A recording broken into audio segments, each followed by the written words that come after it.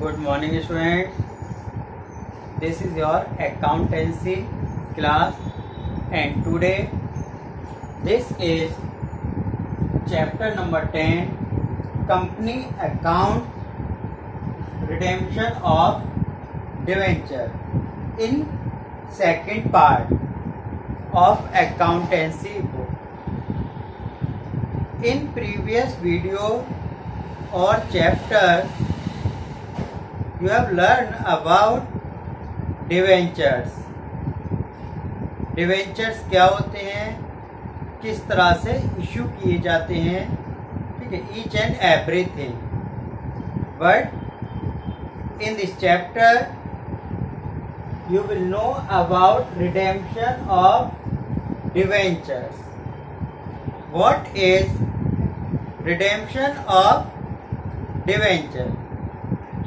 So let me tell you redemption of debenture means discharging the liabilities for debentures issued by a company while making payment to the debenture holders. Means general वे में आप कह सकते हो redemption of debenture means company ने जो debentures issue किए थे जो आपने प्रीवियस चैप्टर में पढ़े, अब उनका पेमेंट करेगी. यानी कि जो डिवेंचर्स थे उनका पेमेंट हो जाना, making payment of debenture. This means redemption of debentures. Okay. At the time of redemption of debentures following should be kept in mind. Means जब कंपनी डिवेंचर का रिडेम्पशन करती है तो these are the following points, उनको हमें ध्यान रखना होता है. कौन कौन से वो पॉइंट्स हैं या टर्म्स हैं जिनको हमें पता होना चाहिए. जनरली अगर बात करें तो debentures are redeemed either on the due date और earlier as per the terms of issue of debentures. Means जो हमारे डिवेंचर्स हैं वो आपके ड्यू डेट पर ही पेमेंट होंगे, यानी कि उनका रिडेम्पशन किया जाता है. बट अगर इशू के टाइम में कोई टर्म एंड कंडीशन है तो उनको बिफोर ड्यू डेट यानी अर्लियर डेट पर भी रिडेम किया जा सकता है. Okay.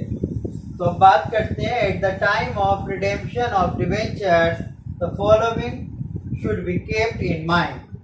The first is time of redemption of debentures. Means debenture के रिडेम्पशन का time.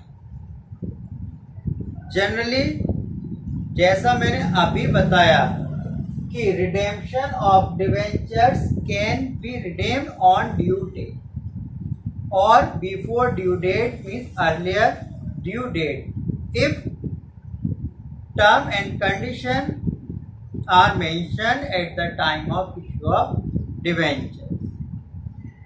Okay. Second is amount of redemption of debentures. Debenture की अमाउंट. तो सेकंड पॉइंट है हमारा amount of redemption of debenture means amount payable on redemption of debenture whether redeemed on due date or earlier due date. By draws of lot is the amount as per the term of issued. यानी जब आपने issue किए तो उस समय जो भी terms and condition थी उसके अकॉर्डिंग होनी चाहिए. Thus redemption of debenture may be at par or premium. या तो आपका एट पार होगा या प्रीमियम. ठीक है. इन प्रीवियस चैप्टर आप अच्छे से समझ चुके होंगे. एट पार मीन्स अगर डिवेंचर 10 रुपीज का है तो वो 10 का ही पेमेंट होगा. इसी तरह से प्रीमियम में एक्स्ट्रा अमाउंट के साथ। ठीक है। Next is source of redemption of debentures. Here we are talking about the sources of redemption of debentures. Means क्या सोर्स है डिवेंचर्स को रिडेम करने के, पेमेंट करने के। तो there are 3 ways.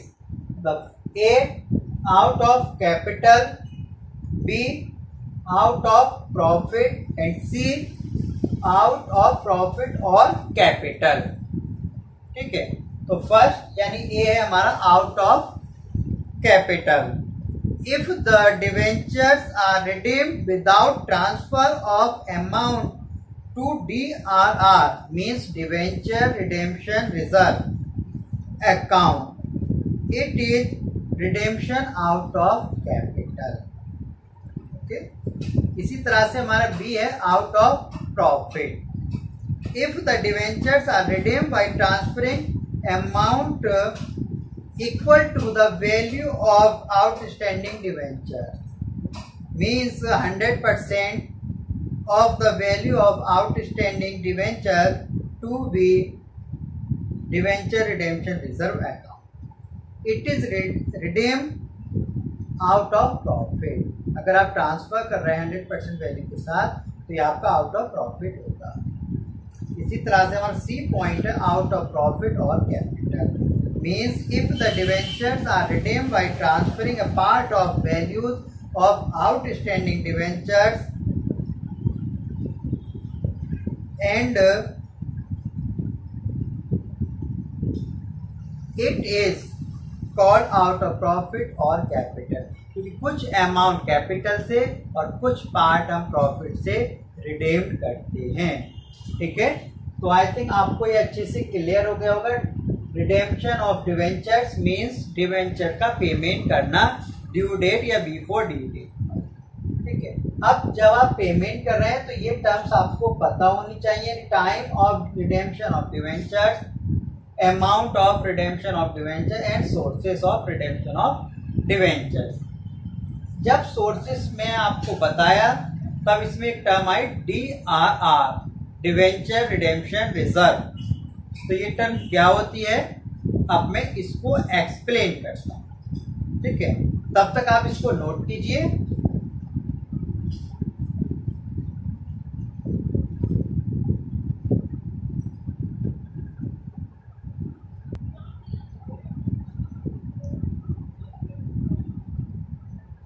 So let me tell you DRR. DRR means debenture redemption reserve. ठीक है। अब ये है क्या? तो जनरली अगर हम बात करें, debenture redemption reserve is a reserve set aside out of profits available for payment of dividend for the purpose of redemption of debentures।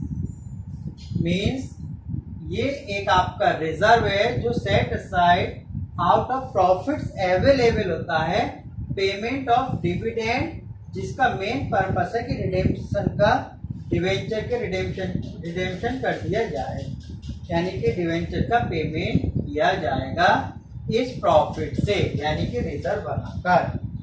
ठीक है। अब जनरली जो आपका DRR है, ट्रांसफरिंग अमाउंट ऑफ DRR, ये section 71(4) of the companies act 2013। ठीक है। इन्होंने क्या बताया इसके अकॉर्डिंग है, where debentures are issued by the company under this section, the company shall create a debenture reserve redemption reserve account, means DRR, out of profits of the company available for payment of dividend, and the amount credited to such account shall not be utilized by the company except for the redemption of means out of profit जब company redemption करेगी तो उसको DRR में transfer करना। Adequacy of DRR means कौन सी company को कितना debenture reserve redemption reserve होना चाहिए।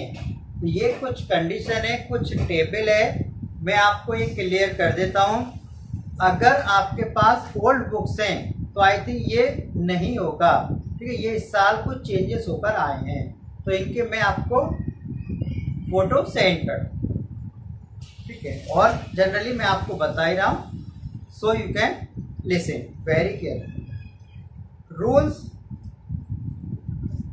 18 ऑफ द कंपनीज यानी share capital and debentures rules 2014 as amended, जो अमेंडेड किया गया था, यानी ये 16 अगस्त 2019 से इफेक्ट में आया। क्या प्रेस्क्राइब किया गया? A point, amount shall be transfer to debenture redemption reserve out of profit of the company that are available for payment of dividend. And B point, amount that shall be transferred to DRR shall be as follows, यानी किस तरह से हम transfer करेंगे वो ये है। तो नंबर 1 बात करते हैं, ऑल इंडिया फाइनेंशियल इंस्टीट्यूशन यानी AIFIs। तो अगर आपकी ऑल इंडिया फाइनेंशियल इंस्टीट्यूशंस हैं जो आपकी रेगुलेटेड है by reserve bank of India से, तो इनके लिए DRR नॉट रिक्वायर्ड, यानी DRR की रिक्वायरमेंट नहीं होगी, यानी ये DRR अकाउंट नहीं बनाएंगे, ठीक है। तो ये टेबल आप अच्छे से लर्न कर लें। Second point, banking companies. Banking companies में बोथ प्राइवेट और पब्लिक प्लेसमेंट ऑफ डिवेंचर्स, ठीक है। तो DRR नॉट रिक्वायर्ड, इनमें भी DRR की जरूरत नहीं होती है।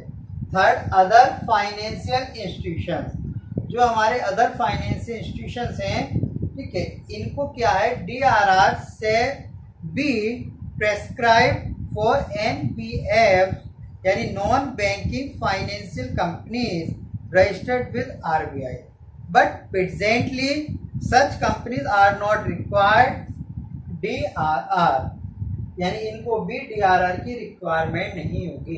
तो ये आपको ध्यान रखना है कि कौन सी कंपनी को रिक्वायरमेंट होती है, क्या परसेंटेज है, वो आगे बात करेंगे। अभी ये लिस्ट है, तो इसमें आपको ये बताना है कि DRR कहाँ रिक्वायर्ड है या नहीं है, ठीक है। तो अभी तक जो मैंने ये 3 बताई है, इनमें DRR की जरूरत नहीं होती है, ओके। आगे नेक्स्ट देखते हैं।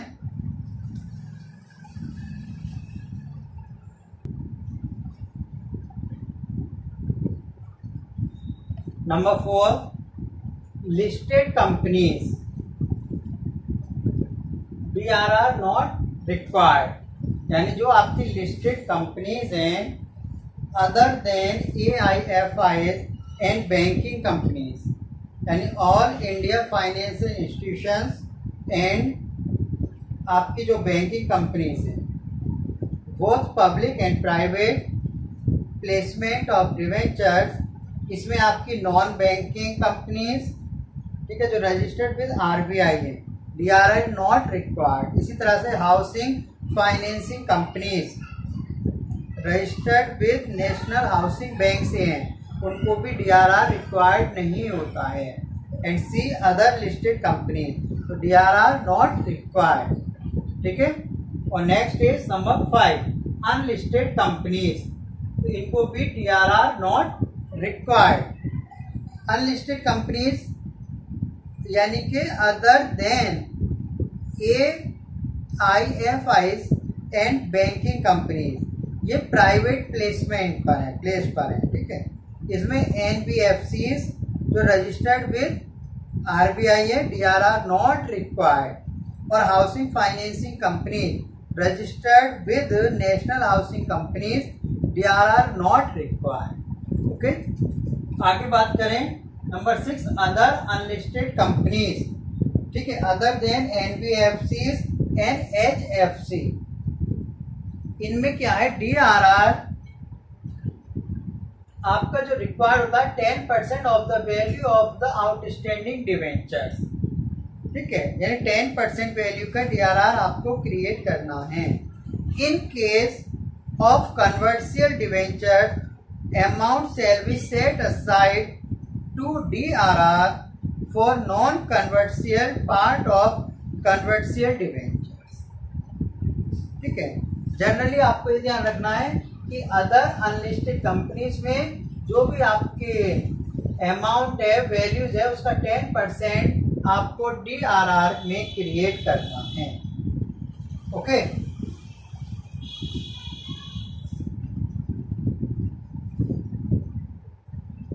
So note 8,